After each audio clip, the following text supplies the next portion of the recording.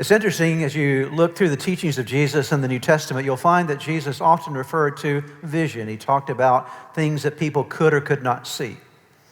There were times when Jesus would speak to a group of people who were not capable of understanding him, and he would try to help them to see where they were in their spiritual vision, that element of their life, and he would refer to them sometimes as the blind. In fact, oftentimes he would say to the Pharisees, "You are the blind leading the blind." That is, you don't have a vision of who I am. You can't understand what I've come to do. And so the Pharisees, the religious leaders, were really spiritually blind, as were lots of folks in Israel during the time of Jesus' first coming.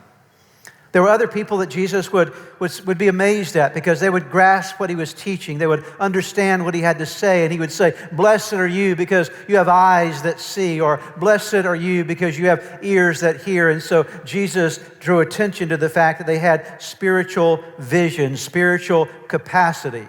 I want you to look at that continuum with me for a moment. On the far left-hand side is the statement spiritually blind, and on the far right-hand side is 2020 spiritual vision.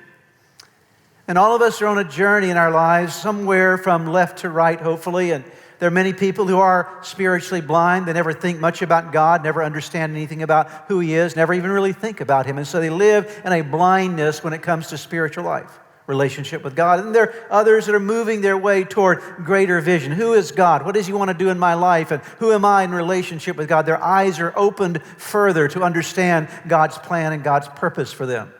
And I'd like to go on record to say I don't believe any of us ever get to perfect 2020 spiritual vision. I don't think it happens in this life. I believe it will happen in the next life. We'll see clearly, but the Bible says that in this life we see through a